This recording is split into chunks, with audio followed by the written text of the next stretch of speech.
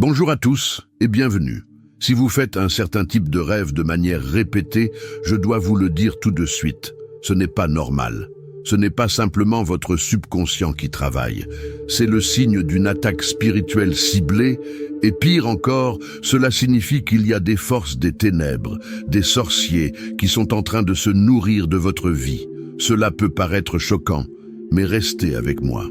Car aujourd'hui, je vais vous révéler les signes cachés dans vos rêves que beaucoup de gens ignorent, mais qui sont la cause directe du drainage de votre énergie, de votre paix et même de vos finances. Le monde de la nuit est un territoire spirituel, et si vous n'en connaissez pas les règles, vous devenez une proie facile. Mais le but de cet enseignement n'est pas de vous faire peur, au contraire, c'est de vous armer. Car à la fin de cette vidéo, je vous donnerai des stratégies spirituelles concrètes, des prières puissantes et des clés bibliques pour non seulement arrêter ces attaques, mais pour renverser la situation et reprendre ce qui vous a été volé. Alors, si vous êtes prêt à ouvrir les yeux sur une réalité invisible et à devenir un guerrier au lieu d'une victime, je vous invite à aimer cette vidéo dès maintenant. C'est une manière de déclarer que vous êtes prêt pour la révélation. Maintenant, commençons. Partie 1, le champ de bataille, caché. Pourquoi vos rêves sont une cible? Pour beaucoup de gens, les rêves sont une simple boîte de rangement pour les pensées de la journée, un film mental sans conséquence. La psychologie moderne nous a appris à tout analyser sous un angle purement mental. Et bien qu'il y ait une part de vérité là-dedans, cette vision est dangereusement incomplète. Elle ignore une dimension fondamentale de notre être, la dimension spirituelle. La Bible, qui est le plus grand manuel sur le monde spirituel, est très claire. Les rêves sont l'un des canaux de communication privilégiés entre le ciel et la terre. Dieu parle à travers les rêves. Dans le livre de Job, au chapitre 33, versets 14 à 16, il est écrit « Dieu parle cependant, tantôt d'une manière, tantôt d'une autre, et l'on n'y prend point garde. Il parle par des songes, par des visions nocturnes, quand les hommes sont livrés à un profond sommeil, quand ils sont endormis sur leur couche. Alors il leur donne des avertissements. Pensez à Joseph dans la Genèse. Ses rêves lui ont révélé sa destinée et lui ont permis de sauver des nations de la famine. Pensez à Daniel, qui a reçu des prophéties complexes sur l'avenir des empires mondiaux à travers des visions nocturnes. Pensez à Joseph, le père de Jésus, qui a été guidé par des anges dans ses rêves pour protéger l'enfant Messie. Les rêves sont un langage spirituel. C'est un terrain où notre esprit est plus réceptif, car notre âme, notre intellect, notre volonté, nos émotions est au repos. C'est précisément pour cette raison que si Dieu utilise ce canal pour nous parler, nous guider et nous avertir, notre ennemi, Satan, qui n'est qu'un imitateur et un usurpateur, utilise ce même canal pour nous attaquer. Le diable et ses agents, les sorciers, les occultistes, savent que la nuit est un moment de grande vulnérabilité. Pendant que votre corps se repose et que votre conscience est endormie, votre esprit, lui, est bien éveillé. C'est là qu'ils lancent leurs flèches, leurs incantations et leurs sortilèges. Et ils le font d'une manière si symbolique que la plupart des gens se réveillent le matin sans même se rendre compte qu'ils ont été engagés dans une bataille féroce toute la nuit. Ils se sentent juste fatigués, anxieux ou déprimés, et mettent cela sur le compte du stress ou d'une mauvaise nuit de sommeil. Mais la vérité est bien plus profonde. Partie 2. Le signal d'alarme, le banquet empoisonné des ténèbres. Alors, quel est ce signe spécifique dont je parlais au début? Quel est le signal d'alarme qui doit vous mettre en alerte maximale? Le signe le plus courant et le plus dangereux d'une attaque de sorcellerie dans vos rêves est le fait de manger ou de boire. Cela peut prendre plusieurs formes. Vous pouvez rêver que vous êtes à une fête ou un banquet et que vous mangez de la nourriture délicieuse. Vous pouvez rêver qu'une personne, parfois un étranger, parfois même un parent décédé, vous offre un plat ou un verre et vous l'acceptez. Vous pouvez rêver que vous mangez des choses étranges, de la terre, des objets ou de la nourriture avariée. Parfois, cette attaque prend la forme de relations sexuelles étranges dans les rêves. C'est ce qu'on appelle l'incube et le succube. Spirituellement, c'est aussi une forme de consommation, une transaction, où votre énergie vitale, votre pureté et votre destinée sont volées. D'autres fois, l'attaque se manifeste par des animaux qui vous poursuivent. Un chien noir, un serpent, une araignée, ce ne sont pas des animaux, ce sont des esprits démoniaques envoyés pour vous mordre spirituellement, pour injecter leur venin de peur, de maladie ou de confusion dans votre vie. Mais concentrons-nous sur le fait de manger. Pourquoi est-ce si important? Parce que dans le monde spirituel, le fait d'accepter et de manger de la nourriture est un acte d'alliance. C'est un pacte.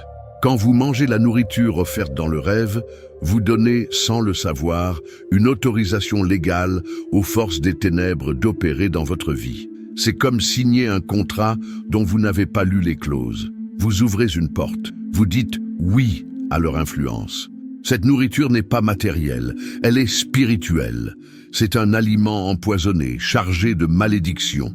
Chaque bouchée que vous prenez dans ce rêve est un point d'accès par lequel l'ennemi vient voler votre santé, bloquer vos finances, détruire vos relations ou vous lier à une maladie. Ceux qui ont pratiqué la sorcellerie et qui s'en sont repentis le confessent unanimement.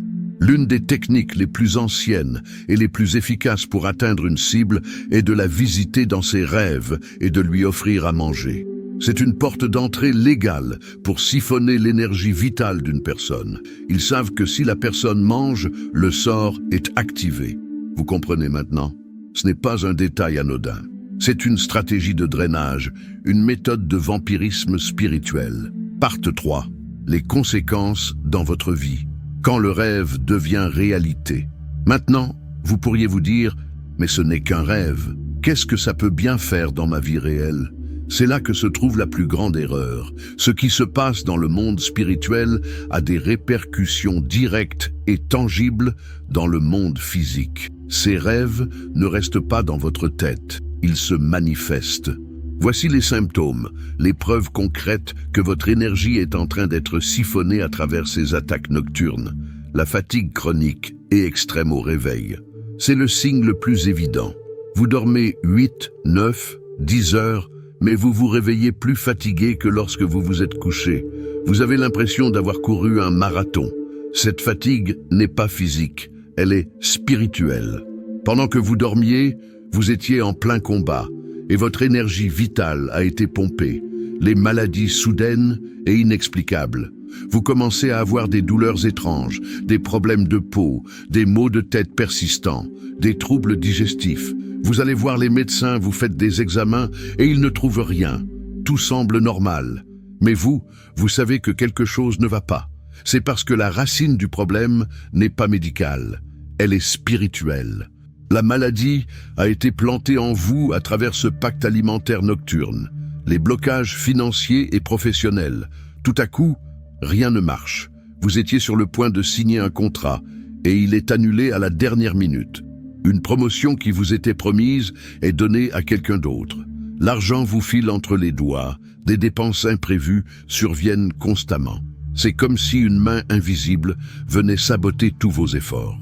Cette main a reçu l'autorisation d'agir à travers ce que vous avez accepté dans vos rêves, une sensation d'oppression et de lourdeur. Vous vous sentez constamment observé, anxieux sans raison apparente. Une chape de tristesse ou de désespoir pèse sur vous. Votre joie de vivre a disparu. C'est l'atmosphère spirituelle que ces entités amènent dans votre vie après avoir établi un point de contact, les cauchemars récurrents et la peur de dormir. L'ennemi veut vous maintenir dans un état de peur constant. Les attaques se répètent, les rêves deviennent de plus en plus angoissants, au point que vous développez une anxiété à l'idée d'aller vous coucher. La peur est une énergie dont ils se nourrissent, et c'est aussi une arme qui paralyse votre foi. Ne laissez personne vous dire que c'est dans votre tête. Ce n'est pas votre imagination. Ce sont les preuves tangibles d'une guerre qui se déroule chaque nuit et dont votre vie est l'enjeu. Partie 4. Le discernement. Comment distinguer le divin du malin? À ce stade, il est crucial d'apprendre à discerner, car tous les rêves ne sont pas des attaques. Comment faire la différence entre un rêve naturel, un message de Dieu, et une attaque de l'ennemi? Voici quelques clés de discernement pratique. Analysez le sentiment au réveil. C'est l'indicateur le plus fiable. Un rêve qui vient de Dieu, même s'il est un avertissement, vous laissera avec une sensation de paix, de clarté ou une sainte conviction. Vous vous sentirez poussé à prier, à changer quelque chose, mais pas dans la terreur. Un rêve qui est une attaque de l'ennemi vous laissera toujours avec un résidu spirituel négatif, confusion, angoisse, peur, souillure ou cette fameuse fatigue extrême.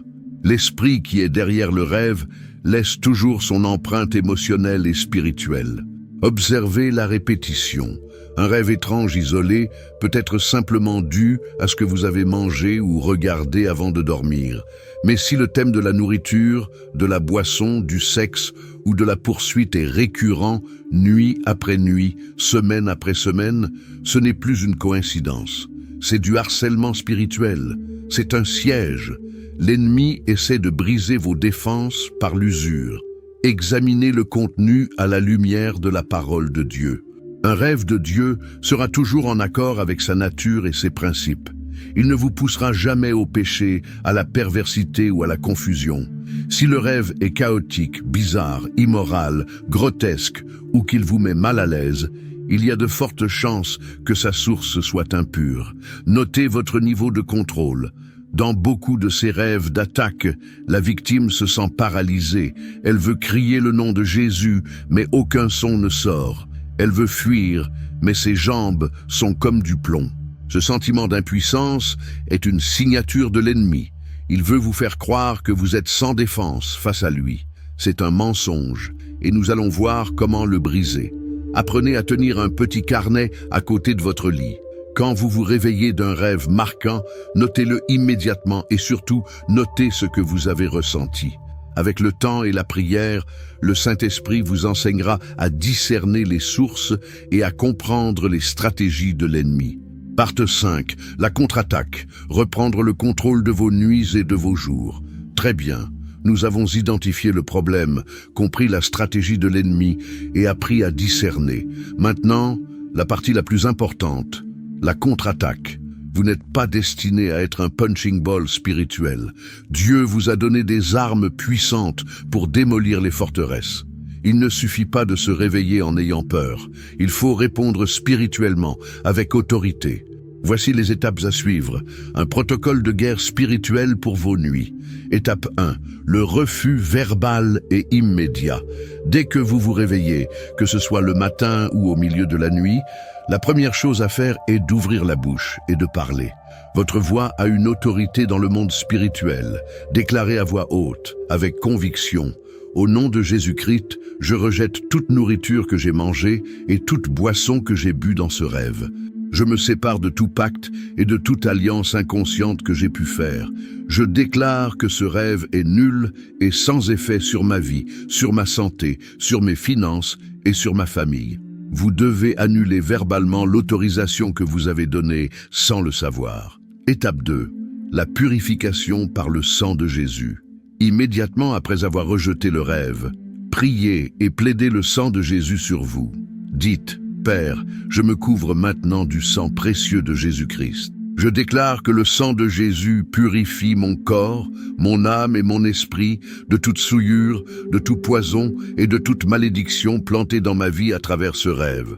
Le sang de Jésus est ma protection, ma rédemption et ma victoire. Le sang de Jésus est la substance la plus puissante de l'univers. Aucune force démoniaque ne peut lui résister. Étape 3. L'usage de la parole comme une épée. La Bible dit que la parole de Dieu est l'épée de l'esprit. Vous devez l'utiliser pour attaquer l'ennemi. Mémorisez quelques versets clés et proclamez-les avec foi. Ésaïe 54, 17. Toute arme forgée contre moi sera sans effet. Proclamez, cette attaque nocturne est une arme forgée contre moi, et je déclare qu'elle est maintenant sans effet au nom de Jésus. Psaume 91. Ce psaume est une forteresse de protection. Lisez-le à voix haute avant de dormir. Déclarez que vous demeurez sous l'abri du Très-Haut et que vous ne craignez ni les terreurs de la nuit, ni la flèche qui vole de jour. Matthieu 6, 11. Donne-nous aujourd'hui notre pain quotidien. Utilisez ce verset comme une contre-déclaration. Père céleste, je refuse le pain empoisonné des ténèbres. Je ne reçois que le pain quotidien qui vient de ta main, le pain de vie, la nourriture qui fortifie mon esprit et mon corps. Étape 4. Le jeûne stratégique. Si les attaques sont particulièrement intenses et répétitives, vous devez passer à un niveau supérieur de guerre spirituelle, le jeûne. Le jeûne, combiné à la prière, est une arme nucléaire spirituelle. Lorsque vous jeûnez, vous affaiblissez votre chair et vous renforcez votre esprit. Vous devenez extrêmement sensible à la voix de Dieu et votre autorité spirituelle est décuplée. Un jeûne d'1, 3 ou 7 jours, selon votre capacité et la direction de l'esprit, peut briser des cycles de harcèlement spirituel que des années de simple prière n'ont pas pu briser. Parte 6. La prière de délivrance et de restauration. Maintenant, je veux prier avec vous. Je vais faire une prière de rupture et de restauration. Répétez ces paroles après moi à voix haute. Mettez-y toute votre foi. C'est plus qu'une prière, c'est un décret de libération. Père céleste, au nom puissant de Jésus-Christ, je viens devant ton trône de grâce. Je reconnais que j'ai été la cible d'attaques spirituelles dans mes rêves. Je me repens pour chaque fois où j'ai mangé ou bu dans mes rêves, consciemment ou inconsciemment. Maintenant, par l'autorité que j'ai en Christ, je rejette et j'annule tout aliment, toute boisson et toute transaction spirituelle que j'ai acceptée dans le monde de la nuit. Je brise tout pacte, toute alliance et tout engagement que l'ennemi a établi dans ma vie à travers ses rêves. Je vomis spirituellement toute nourriture empoisonnée et je commande à toute semence de maladie, de pauvreté, de peur ou de mort plantée en moi de sécher et de mourir à la racine au nom de Jésus. Je reprends toute parcelle de mon énergie vitale, de ma santé, de ma prospérité, de ma paix et de ma destinée qui a été volée. Je me couvre, ainsi que ma famille, du sang de Jésus. Je déclare que ma maison est protégée, que mes nuits sont protégées et que mon esprit est gardé par la paix de Dieu. L'ennemi n'a plus aucun droit légal sur moi. La porte est fermée et scellée par le sang de l'agneau. Je suis libre, au nom de Jésus. Amen. Ce que vous devez comprendre, c'est que les rêves révèlent des guerres spirituelles qui sont bien réelles. Ignorer ces signes, c'est donner du terrain à l'ennemi. Mais les affronter, c'est le chemin pour récupérer votre liberté, votre santé et votre destinée. À partir de maintenant, quand ce signe apparaîtra dans vos rêves, vous ne serez plus ignorant ou effrayé. Vous saurez exactement ce que c'est. L'ennemi qui essaie de vampiriser votre vie. Mais vous ne serez plus jamais une victime. Vous avez les armes, vous avez la connaissance, vous avez l'autorité au nom de Jésus pour vaincre. Vos nuits ne seront plus un terrain de jeu pour le diable, mais un lieu de repos et de communication divine. Pour sceller cette victoire dans le monde spirituel et déclarer votre nouvelle autorité, je veux vous inviter à faire quelque chose de puissant. Allez dans la section des commentaires et écrivez cette phrase. Je suis libre au nom de Jésus. Chaque commentaire n'est pas juste un texte, c'est une proclamation. C'est une déclaration de foi qui brise des chaînes et qui envoie d'une notification à l'enfer que vous avez changé de camp, que vous n'êtes plus une proie, mais un prédateur pour le royaume des ténèbres. Utilisez aussi cet espace pour parler à notre communauté. Si vous avez vécu ce genre d'expérience, partagez-le. Votre témoignage peut être la clé qui libérera quelqu'un d'autre. Encouragez un frère ou une sœur qui traverse la même épreuve. Soyez la lumière. N'oubliez pas de vous abonner pour ne pas manquer nos prochains enseignements stratégiques et de partager cette vidéo avec quelqu'un qui, vous le savez, a besoin d'entendre ce message. Rappelez-vous toujours, vous avez été appelés pour la liberté, pas pour la servitude. Marchez dans la victoire que Christ a déjà acquise pour vous. Soyez forts, soyez bénis et que vos nuits soient douces et paisibles.